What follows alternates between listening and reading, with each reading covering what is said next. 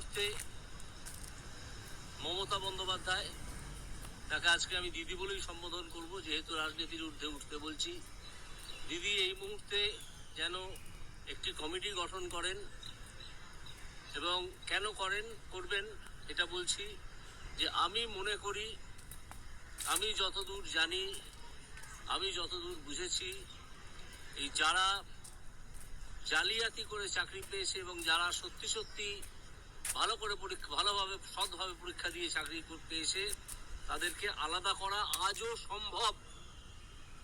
আমি কাউকে দোষারোপের প্রশ্নে যাব না, আজকে যাবার সময় নয়।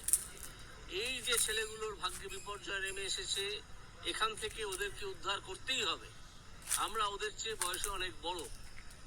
আমি বলবো একটা কমিটি গঠন করুন, যার মাথায় চেয়ারম্যান হিসেবে শিক্ষামন্ত্রী থাকতে পারেন, যেখানে অ্যাডভোকেট জেনারেল থাকতে পারেন, যেখানে বিকাশ রঞ্জন ভট্টাচার্য থাকতে পারেন, যেখানে আমি থাকতে পারি, এবং যেখানে যারা মূল মামলাগুলো করেছিলেন সেই সুদীপ্ত দাশগুপ্ত, বিক্রম ব্যানার্জি এবং ফিরদৌস শামীম, এরা থাকতে পারেন, এবং স্কুল সার্ভিস কমিশনের চেয়ারম্যান এবং তাদের আইনজীবী থাকতে পারেন।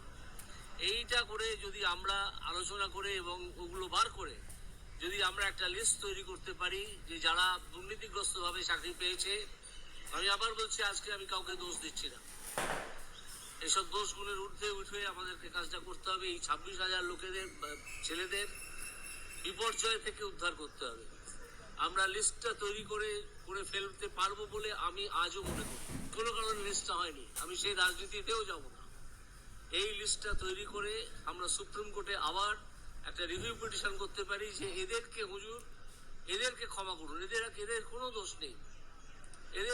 নেই, যারা দোষ করেছে তাদের লিস্ট আমরা দিয়ে দিচ্ছি, তাদেরকে বাদ দিন, যারা দোষ করেনি তাদের চাকরিটা থাকবে।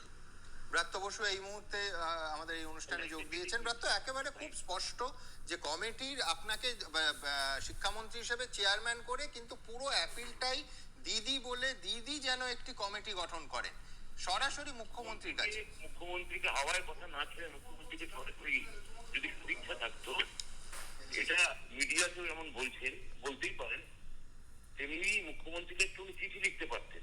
এক, দুই, যে কথাগুলো উনি বলেছেন তার প্রত্যেকটা আমার খুব সামান্যই কথা আছে। এসএসসি যোগ্য অযোগ্য নির্ণয় করতে পারতো না, তারা নির্ণয় করতে পেরেছে, এবং তারা নির্ণয় করতে পেরেছে লিস্টও তারা সুপ্রিম কোর্টে জমা দিয়েছে। দুই, তিন, রিভিউ পিটিশন হবে, কমিটি হবে, কি হবে